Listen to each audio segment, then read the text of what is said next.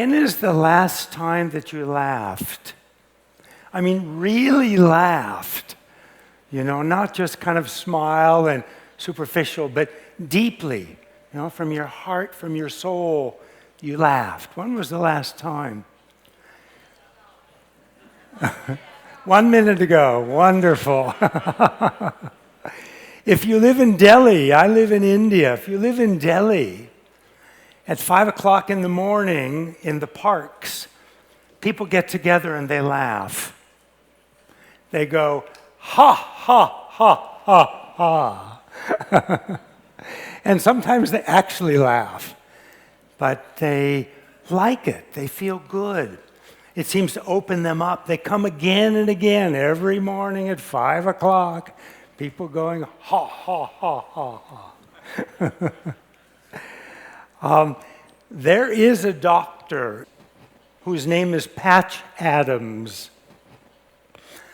And when he was in training to become a doctor in West Virginia in America, when he was on the rotation to take care of the kids, pediatrics, and particularly when he was taking care of the very sick kids with cancer, he would dress up as a clown, big red nose, and huge shoes. And he would walk into the children's oncology hospital, cancer hospital, and the kids would laugh. They loved it. Didn't matter if they died, they got better, they didn't get better. They loved it. They felt good. Unfortunately, the administration saw otherwise, and he was asked not to come back in a clown's outfit, unfortunately. But then they made a movie about him, and the movie is called Patch Adams.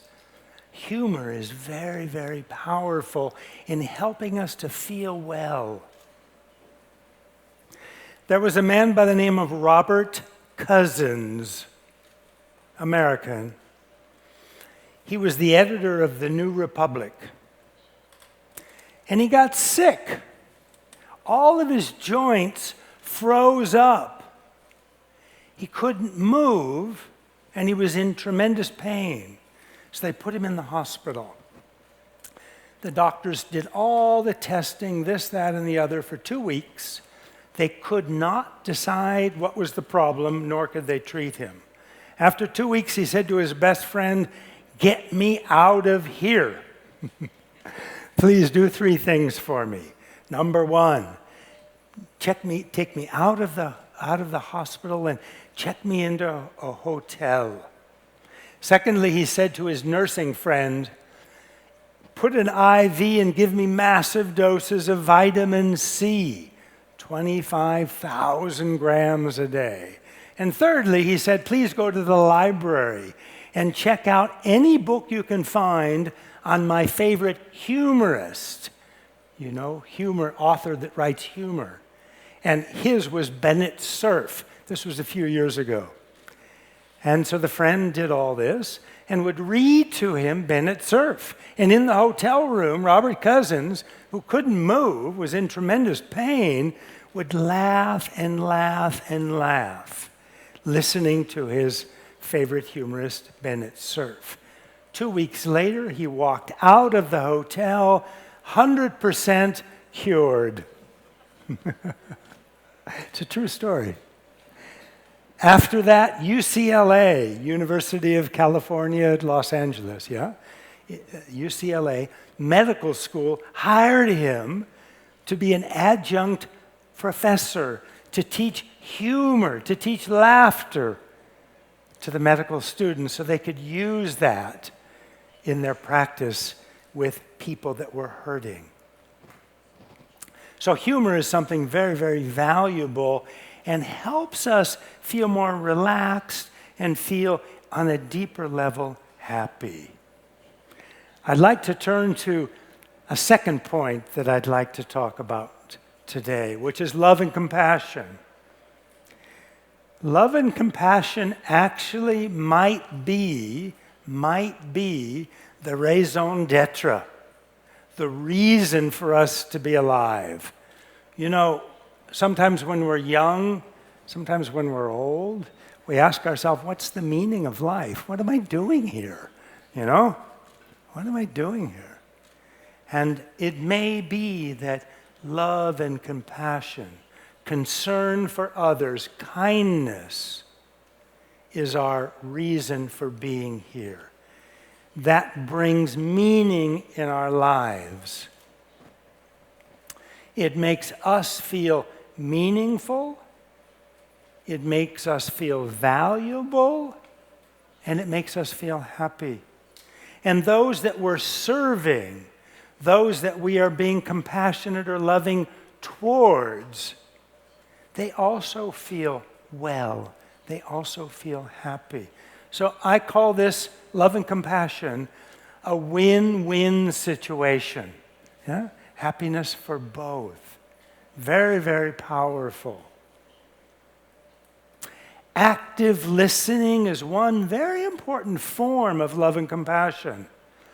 You know, when you're with somebody that's hurting, maybe you know them, maybe you don't, and they want to just kind of, you know, let it all out. And you're there. If you can be relaxed and listen in a non-judgmental way, without judging them, and listen, it means so much to that person. It also enriches your life. It's kind of a blessing that you receive to be able to listen to that person's problems.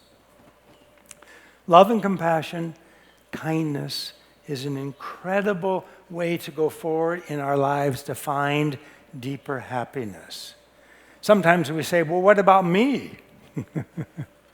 That's old style thinking, you know. We're taking care of ourselves by taking care of others. It's very powerful. I can see a few of the heads nodding yes. I can see some smiles.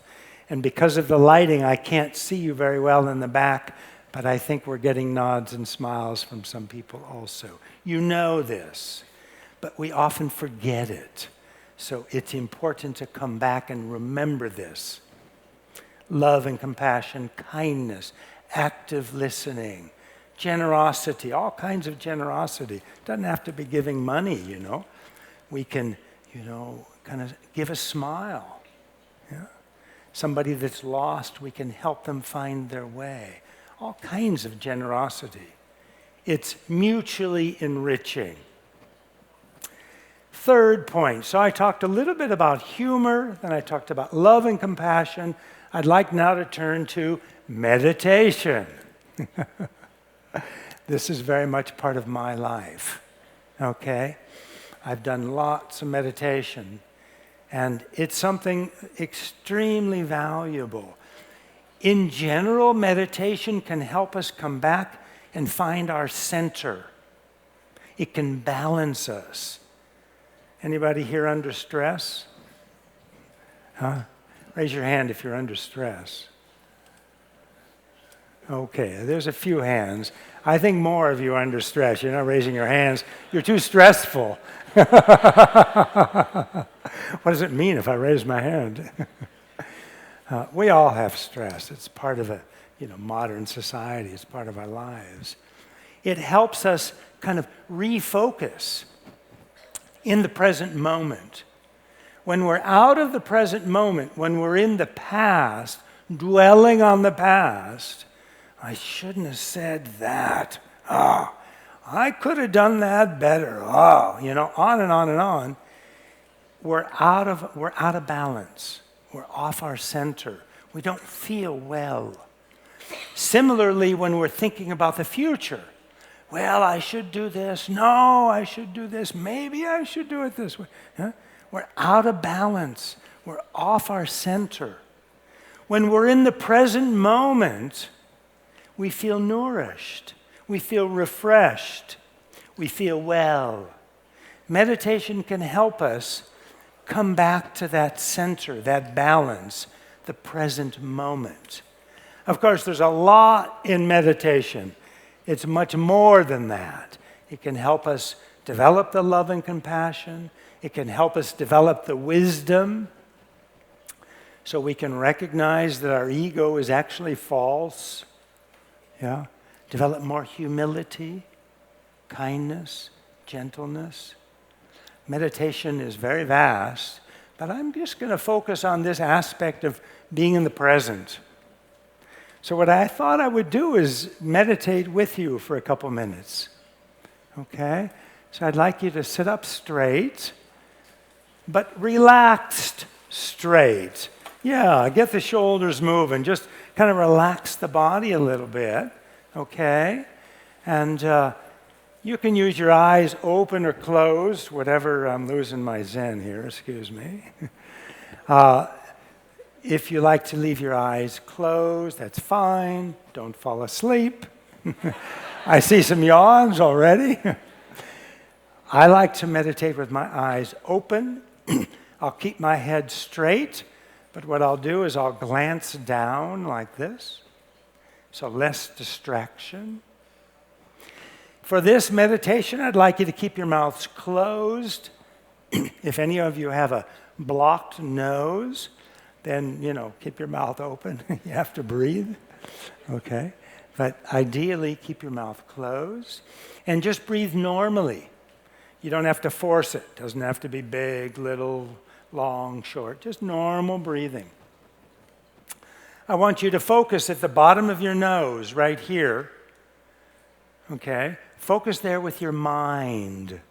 Concentrate on the bottom of the nose. And as your air goes in and out as you breathe, focus on that at this point. You don't need to follow the air in and follow, not that. Just focus right at the bottom of the nose. Now, you'll probably, most likely, quickly, you'll get distracted. You'll start thinking about, if it's me, it's chocolate cake or something like that, yeah? When you get distracted, recognize, oh, I'm distracted. Bring yourself back to the breath. And we may have to do that again and again and again and again and again and again. It's okay. That's meditation. Okay?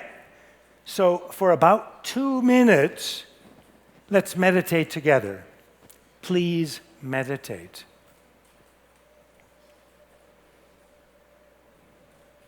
Your hands, if you like, you can put them in your lap with your left hand down and your right hand on top, and the thumbs touching, pointing up. Okay? Left hand down, right hand on top, thumbs pointing up, and then just relax that in your lap. Okay? So please meditate.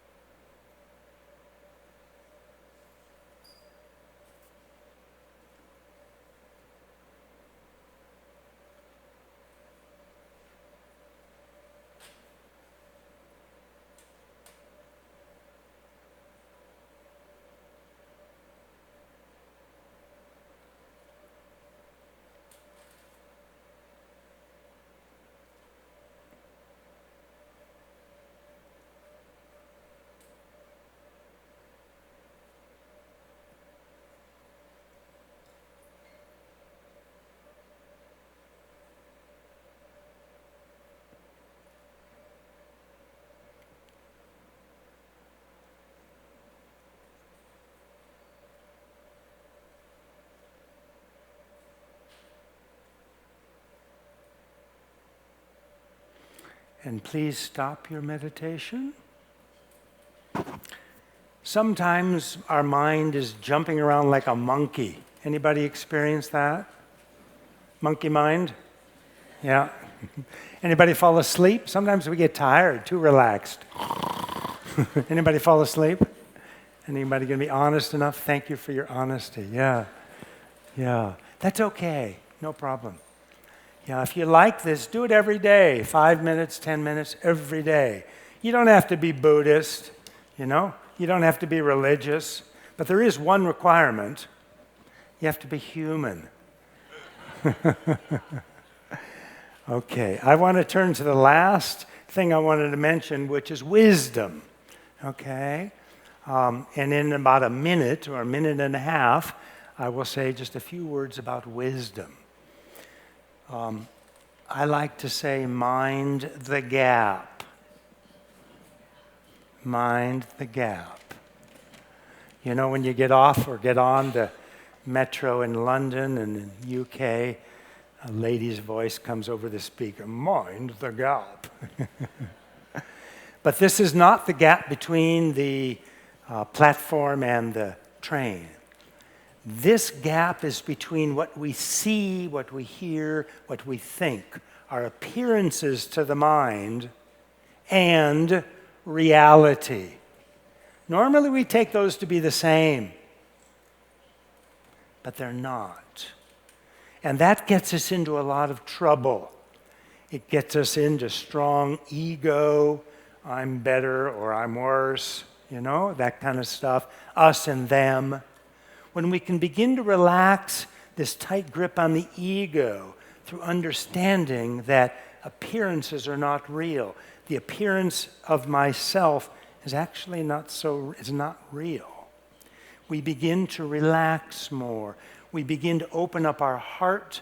We begin to become more loving, more kind, more humble, and therefore more happy. 谢谢. Thank you very much.